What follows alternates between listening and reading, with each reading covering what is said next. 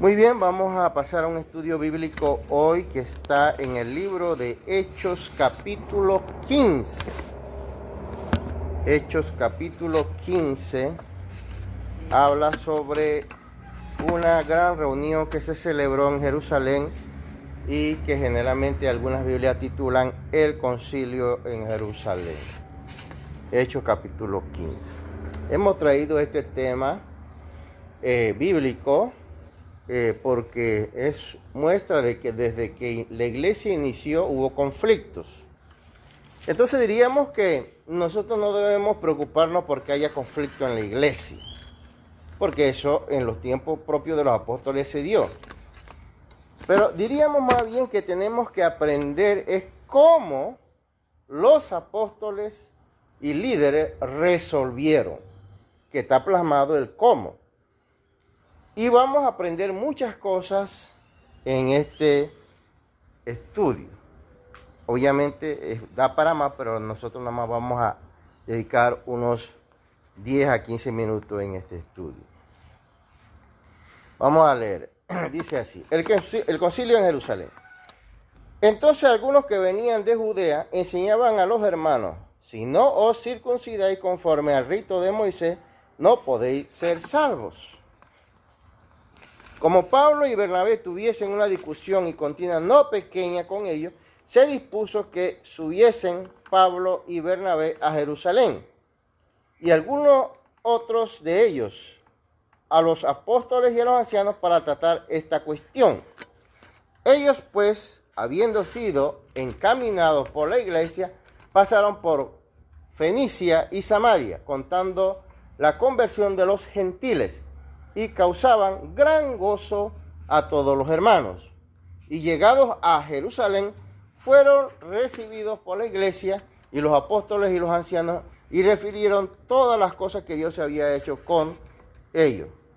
Pero algunos de la secta de los fariseos que habían creído, se levantaron diciendo, es necesario circuncidarlos y mandarles que guarden la ley de Moisés.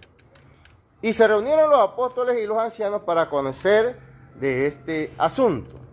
Y después de mucha discusión, Pedro se levantó y les dijo, varones hermanos, vosotros sabéis cómo ya hace algún tiempo que Dios escogió que los gentiles oyesen por mi boca la palabra del evangelio y creyesen.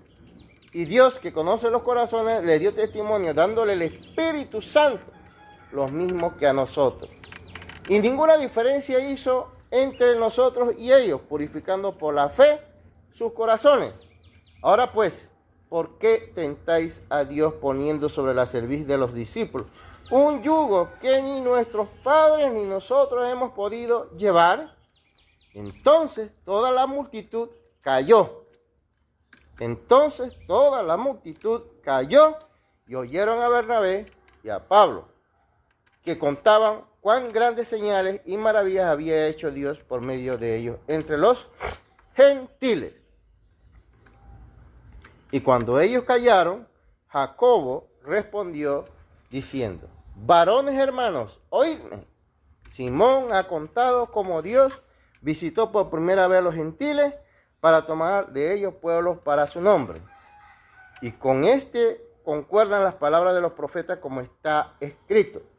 Después de esto volveré y reedificaré el tabernáculo de David que está caído y repararé sus ruinas y lo volveré a levantar para el resto de los hombres, para que el resto de los hombres busque al Señor y todos los gentiles sobre los cuales he invocado mi nombre. Dice el Señor que hace conocer todo esto desde tiempos antiguos.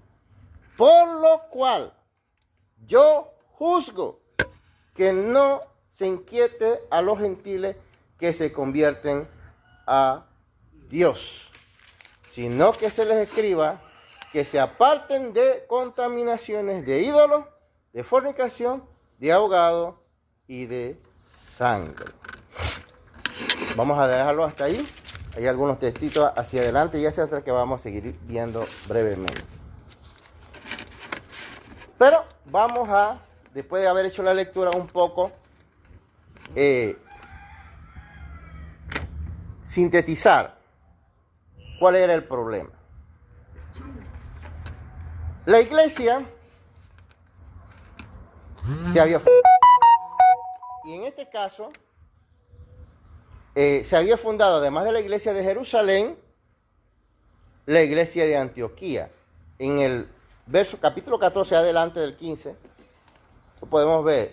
Dice en el verso 26, 14-26, de ahí navegaron a Antioquía, desde donde habían sido encomendados a la gracia de Dios para la obra que habían cumplido. Y habiendo llegado y reunido a la iglesia, ¿cuál iglesia? De Antioquía. Refirieron cuán grandes cosas había hecho Dios con ellos y cómo había abierto la puerta de la fe de los gentiles. Y se quedaron ahí mucho tiempo con los discípulos, ¿no?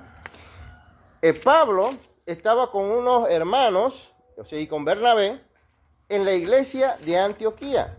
Antioquía es de Siria, ¿sí? Estaba en Antioquía, una iglesia de gentiles, no eran de judíos, de gentiles. Pero en el capítulo 15, verso 1, se nos redacta qué fue lo que pasó, por qué surge un problema. Y fíjese, esto es importante porque generalmente los problemas surgen cuando hermanos de una iglesia visitan otra iglesia. Miren, vamos a ver qué fue lo que pasó aquí. Dice aquí, entonces, algunos que venían de Judea, o sea, de la iglesia de Judea, enseñaban a los hermanos ¿de dónde? De Antioquía, la iglesia de Antioquía. Los hermanos que están en Judea llegan a Antioquía y dice aquí que enseñaban a los hermanos, si no os circuncidáis conforme al rito de Moisés, no podéis ser salvos. Enseñaban eso. Estaban diciéndoles a los hermanos de Antioquía, que no eran judíos, que tenían que circuncidarse para ser salvos. Ahí surge el conflicto. Por eso dice el verso 2, como Pablo y Bernabé tuviesen una discusión y contienda no pequeña con ellos, o sea que eso produjo en Antioquía, no en Jerusalén, en Antioquía, que es donde está visitando los hermanos de Judea, produce una discusión, un conflicto, donde Bernabé y Pablo, que están allí mucho tiempo, dice el verso 28, produce que ellos salgan a defender lo que ellos están haciendo. Porque lo que estaban haciendo estos hermanos que venían de Judea era dañar el trabajo que estaba haciendo Pablo y Bernabé. Pero obviamente que eso no se quedó allí, por eso dice el texto, se dispuso que subiesen Pablo y Bernabé a Jerusalén. Es decir, que este problema que se generó en Antioquía, ahora se va a resolver en Jerusalén, ¿verdad? ¿Por qué se toma esa decisión? ¿Será que Jerusalén era más importante? No, sino que Antioquía era una iglesia nueva y Pablo es sabio. Pablo no va a seguir esa discusión en esta iglesia nueva. Pablo prefiere que esa discusión se lleve donde la iglesia más vieja en ese momento, la que tenía mayor tiempo y mayores líderes.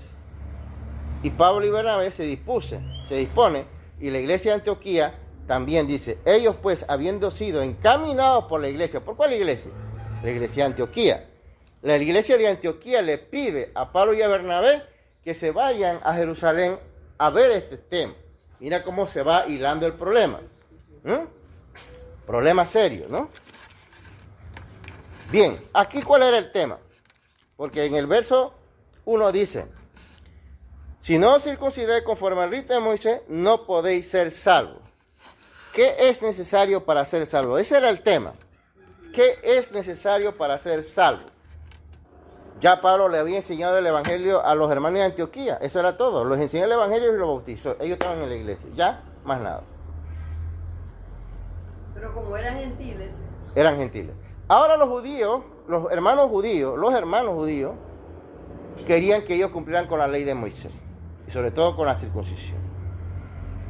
Para ser salvos, dice ella. El tema siempre de la iglesia es qué es necesario, de la iglesia de ahí, del primer siglo, y de la iglesia de hoy. Es, ¿qué es necesario para ser salvo? Esa es la pregunta. Y por eso es que eso trae a colación todo lo que nosotros hablamos en algunos momentos como iglesia, como lo esencial. ¿Para ser salvo necesito ofrenda? Es la pregunta. El bautismo, creer en ¿Qué es lo que necesito para ser salvo? Arrepentimiento, creer por lo menos. Yo, a mí me predican, yo recibo el mensaje, me arrepiento y decido bautizar. Así es. Ok, Seguimos entonces. Entonces, la reunión se da en Jerusalén. Esta parte es importante, se da en Jerusalén. Cuando Pablo y Bernabé llegan a Jerusalén, en el verso 4 dice que, y llegados a Jerusalén, fueron recibidos por la iglesia y los apóstoles y los ancianos, ¿verdad? Entonces vemos que Pablo y Bernabé fueron recibidos por la iglesia, por los líderes de la iglesia de Jerusalén. Pero allí en la iglesia también llegaron los hermanos, dice, verso 5 dice así, pero algunos de la secta de los fariseos que habían creído, estos son hermanos que han creído en el evangelio, pero que son fariseos, ¿sí? De la secta de los fariseos, se levantaron. O sea que ya aquí el escritor Lucas está hablando de la misma reunión, donde estos hermanos fariseos se levantaron y hablaron fuertemente y dijeron, es necesario circuncidarlos y mandarles que guarden la ley de Moisés. Así que el debate se da. Ahí están los hermanos que están causando problemas y están planteando en el concilio y frente a todos los líderes que es necesario que los hermanos se circunciden, dice, ¿no? Ok. Verso 6 dice, y se reunieron los apóstoles y los ancianos para conocer de este asunto. Así que la reunión se da para conocer de este asunto.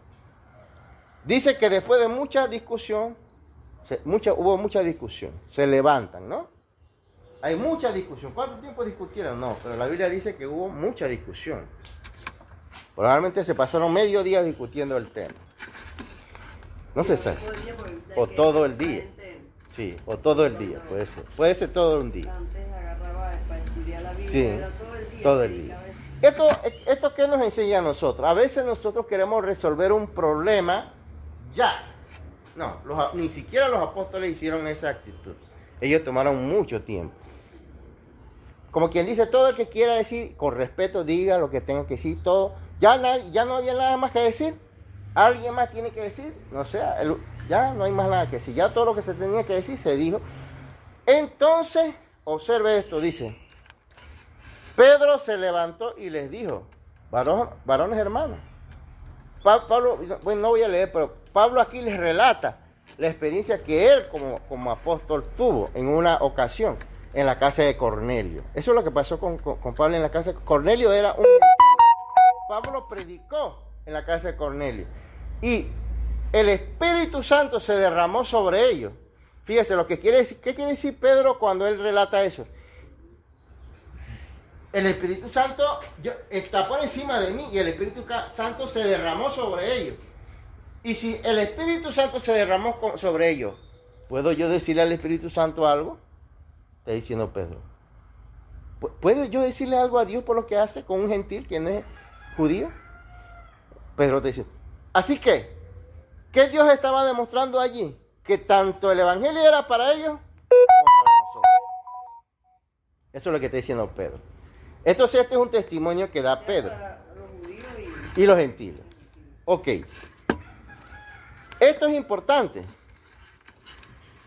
Cuando en el verso, dice en el verso 12, esta parte es importante porque muchas veces no se analiza con profundidad el tema. Dice, entonces toda la multitud cayó, después que Pedro habló, toda la multitud cayó y oyeron a Bernabé y a Pablo. Me detengo ahí porque la idea es que toda la multitud cayó. ¿Quiénes inclusive callaron? Los mismos fariseos se callaron. Esta parte es importante porque denota que ellos probablemente en su buena fe estaban enseñando algo que ellos creían que era lo correcto.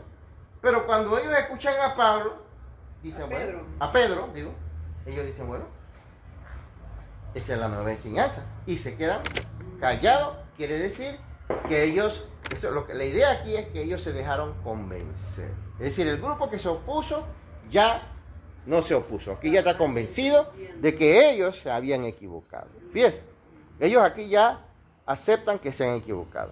Entonces dice la palabra en el verso 13, y esta parte es importante. El verso 13 es clave para lo que vamos a ir planteando. Porque dice que en el 12 que callaron y Pablo y Bernabé siguieron, entonces tomaron la palabra. Ahora en el 13 dice, y cuando ellos callaron, Jacobo respondió diciendo, varones hermanos, oídme. Aquí dice que Jacobo respondió diciendo, Simón ha contado como Dios. Simón es Pedro.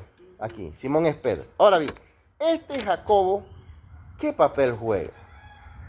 Por eso es importante leer la Biblia. ¿Qué papel juega? ¿Quién es este Jacobo? Es más, la posición de Jacobo aquí, yo diría, en lo que yo interpreto, es que fue más fundamental que la de Pedro. ¿No es hermano de Jesús? Es el hermano de Jesús. Es más, yo podría decir que Jacobo actuó casi como un dictador ahí. Pero, ¿por qué?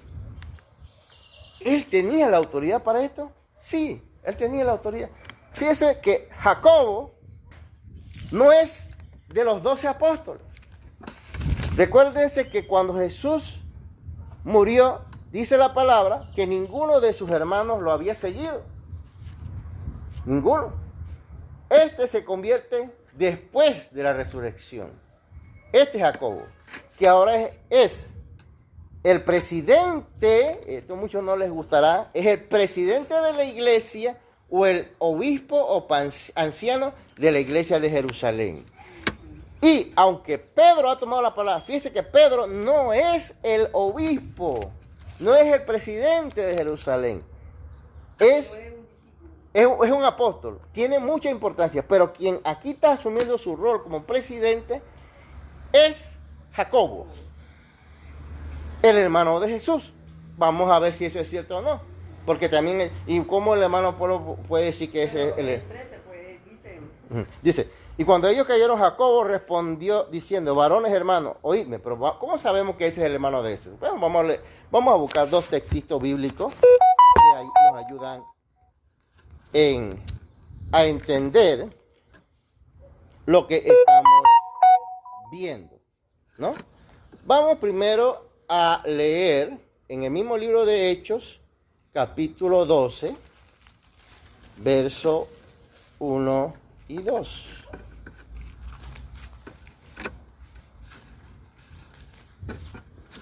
Porque alguien puede decir, no, este es el Jacobo el apóstol. No. Dice aquí, Hechos 12. En aquel mismo tiempo el rey Herodes echó mano a algunos de la iglesia para maltratarlos y mató a espada a Jacobo, hermano de Juan. De acuerdo a algunos teólogos históricos que siguen la historia, entre los cuales está mi persona, se considera que el primer apóstol que murió,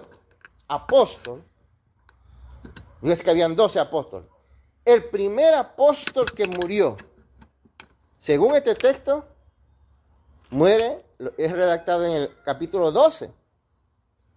Jacobo, el que se llamaba Jacobo también, pero hermano de Juan, no hermano del Señor, muere mucho antes del concilio, capítulo 15. ¿Estamos? El concilio se da en el capítulo 15, es decir, muchos años después. Ya había muerto el primero de los apóstoles, el apóstol Jacobo, hermano de Juan. ¿Cuál Juan es este? El que escribió el Evangelio de Juan y Apocalipsis y primera, segunda y tercera de Juan. Entonces, si murió este Jacobo, obviamente el Jacobo de Hechos 15 no es el apóstol. ¿Estamos? Entonces queda claro que no es el apóstol. Queda claro que es el hermano de Jesús. Pero todavía vamos a buscar un texto que nos ayuda a verificar si es así. Gálatas 1:19. Gálatas 1:19. Pablo hace referencia a cuando estuvo en Jerusalén por primera vez. esta no es la primera vez en Hechos 15 que está Pablo en Jerusalén. Esta es como la segunda vez que está en Jerusalén. Vamos a ver. Gálatas 1:19. Dice, el verso 18. Dice, 18 y 19. Después, pasados 3 años, después que él se convirtió, que tuvo el incidente en Damasco, después, pasados 3 años, subí a Jerusalén. En su primer viaje a Jerusalén, después que tuvo la conversión, dice, para ver a Pedro. Y permanecí con él 15 días. Dice, pero no vi a ningún otro de los apóstoles. No vio a ningún apóstol más. ¿Lo dice o no lo dice? Sino a ¿quién? ¿A quién vio en Jerusalén? Sino a Jacobo, hermano del Señor. Claramente entonces vemos que el Jacobo de Jerusalén es el hermano del Señor. Lo dice Pablo. Cuando él subió a Jerusalén, solo se encontró con Pedro y con Jacobo, el hermano del Señor, no con ninguno de los otros apóstoles. La Biblia es bien clara. Entonces podemos concluir aquí Y ya tenía suficiente para ilustrarlos y documentar. y documentarse 15 días, ¿no? Como él era ya fariseo y tenía ya preparación, además. Ok. Entonces volvemos a Hechos 15. Y cuando ellos callaron, Jacobo respondió diciendo, varones, oídme. ¿Cuál Jacobo? El hermano del Señor. El hermano del Señor, fíjese el papel que aquí quiero que vean. Jacobo, el hermano del Señor, era el presidente, era el obispo, él era el anciano de la iglesia. Tiene un papel muy importante aquí. Fíjese que aquí están reunidos los apóstoles. Y aún por encima de los apóstoles está hablando Jacobo. ¿Y con qué determinación habla? ¿No? Vamos a leer el verso 19 para poder entender lo que estamos diciendo. Verso 19. Después que se ha dado el conflicto, ya Pedro habló, ya Bernabé habló, ya Pablo habló. Mira, los grandes líderes generales han hablado. Ahora está hablando el Jacobo, el presidente de la iglesia de Jerusalén. Dice, verso 19. Verso 19 dice, por lo cual yo juzgo que no se inquiete a los gentiles que se convierten a Dios. Ojo a esta expresión que habla un presidente de la iglesia de Jerusalén. Por lo cual yo juzgo. ¿Tiene autoridad esta expresión o no? Créame que cuando él habló así, había peso. Y eso es lo que yo quiero que entiendan, hermanos. Yo juzgo. Había una autoridad en lo que él estaba planteando. Sino que se le escriba que se aparten de contaminaciones de los ídolos, de fornicación, de ahogado y de sangre. A mí me encanta esto.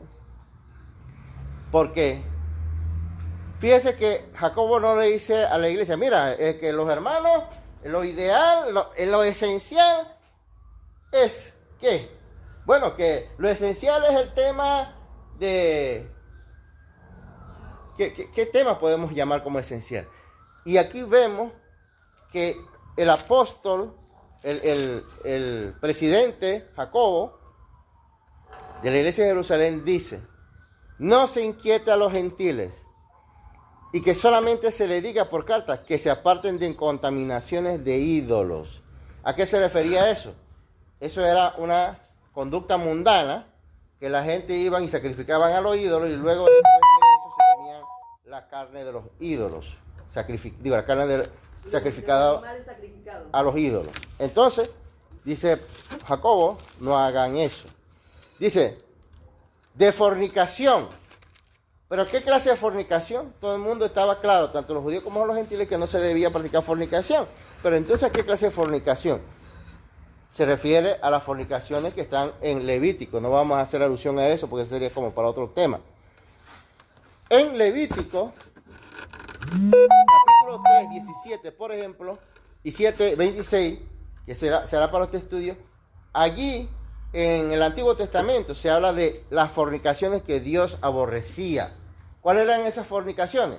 Dice, no te unirás a tu pariente. era fornicación en el Antiguo Testamento y en el Nuevo Testamento sigue siendo fornicación. ¿O no? Eso es lo que dice aquí. Jacobo le está diciendo que no se contamine con ídolos ni con fornicación. Y aquí está diciendo, porque no tenían el Nuevo Testamento, aquí están hablando de Levítico. Fornicación en el pueblo de Israel. Que lo esencial que debe exactamente. Es eso. Deje la Idolatría y la fornicación. Es decir, no puede haber matrimonio entre parientes. De ahogados. Y el tema después de ahogados, ¿verdad? De ahogados y de sangre. Seguramente que eso se practicaba mucho, pues. Se sigue practicando. Por ejemplo, algunas culturas todavía hoy comen, por ejemplo, animales que están vivos. Eso era pecado. Pregunto, ¿seguirá siendo pecado? Por ejemplo, algunas culturas comen morcilla. Morcilla es sangre. ¿Es pecado? Dice la Biblia que es pecado, ¿no? Entonces, ¿pero qué sangre se refería ahí? Sangre de animales. Entonces, quien hacía esto era pecado. Ahora, ¿por qué Jacobo da estas recomendaciones a los gentiles? Porque lo que ocurre aquí es que Jacobo ha tomado una decisión salomónica. Porque es Jacobo quien finalmente dice, yo juzgo. Es decir, a él le van a hacer caso todos, los apóstoles y todos ahí. Y está diciendo, mira, a los gentiles no le vamos a poner a que practiquen la ley de Moisés, porque eso no es para ellos. El evangelio es por gracia.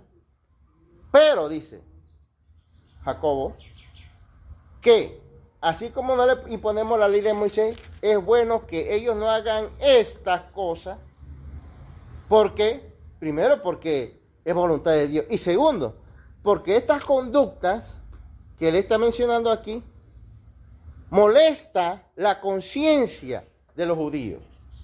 Esta conducta de hacer sacrificio a los ídolos, de comer de los sacrificios a los ídolos, las fornicaciones y los ahogados y sangre, molestaba la conciencia de los hermanos judíos. Así que, así como ustedes queremos no incomodarlos, por eso dice no inquietarlos, tampoco inquieten a los judíos. Bien, ¿qué sucedió? ¿Por qué se da este problema? Después de esta discusión y de que está diciendo Jacobo, por lo cual yo juzgo, él es el presidente, él es el obispo, y él es ahora el que está diciendo, por lo cual yo juzgo, indica claramente que esa es la decisión oficial, ¿o no es así? Que viene del presidente. Y él dice, se escribe en carta y se han llevado los gentiles. En esa carta, Jacobo escribe algo interesante que denota qué cosas pudo haber seguido pasando y por qué se generó ese problema. Es decir, hay una voz oficial. ¿Estamos? La voz de Jacobo es la voz oficial. Dice, por eso, por lo cual yo juzgo. Pero la pregunta nuestra es, ¿y después de esa reunión no quedaron algunos hermanos haciendo comentarios? Pero él dice 22. Sí, no podría haber quedado, aparte de la voz oficial, alguien diciendo, mira, pero no me parece. Claro que sí. Es decir, en la iglesia puede haber gente haciendo observaciones, anotaciones, comentarios, quizás no estoy totalmente convencido, no estoy de acuerdo totalmente, pero lo importante aquí es que hay una voz oficial ya. Mira, la posición oficial de la iglesia es esta, y eso es lo que hay que aprender, eso es lo que se llama disciplina. Hay una voz oficial del hermano de la iglesia, Jacobo, que es el presidente de la iglesia. Esta es la voz oficial. ¿Sí? Puede ser que yo no esté muy de acuerdo, pero esta es la voz oficial. Es como decir, bueno, yo no quería que se pintara de color naranja, pero bueno, esa es la decisión. Pero esa es la decisión que se tomó. Yo puedo decir como comentario aparte, no me gusta mucho. Pero esa es la decisión que ya tomó el presidente junto con los demás. Eso es lo que aquí se nota. ¿Y cómo lo podemos saber? En el verso 24 pasó el problema por esto. Dice, ¿por cuánto? Dice en la redacción. Mire lo que pusieron en la redacción. ¿Por cuánto? Hemos oído que algunos que han salido de nosotros, dice Jacobo en su carta, a los cuales no dimos orden. ¿Qué te parece? Los crucificó ahí. A los cuales no dimos orden. Os han inquietado con palabras, perturbando vuestras almas, mandando circuncidaros y guardar la ley. La voz oficial ha hablado y ha dicho, por ahí han salido unos hermanos que está bien, tienen derecho a comentar, pero nosotros no le dimos esa orden. Una cosa es que yo pueda comentar a título personal y otra cosa es hablar como si me hubieran dado una orden. En la iglesia, esa es una de las causas de los problemas. Todo el mundo quiere tener la voz y no puede ser todo el mundo. Aquí Jacobo dice con claridad, yo no he dado esa orden. Los cuerió a todos ahí. El responsable, ¿quién era? Él. Por eso él dice, por lo cual yo juzgo. Yo juzgo. Aquí vemos entonces, para aquellos que dicen que para que una iglesia funcione tiene que haber necesariamente 2, 3 ancianos, no es cierto. Jacobo no era anciano, Jacobo no era apóstol. Era un líder, y un líder solo. Y él dice, yo juzgo. Habían otros hermanos, sí, pero él asume la responsabilidad en la decisión que se está tomando. Y fue una decisión correcta, guiada por el Espíritu Santo. Que Dios le bendiga.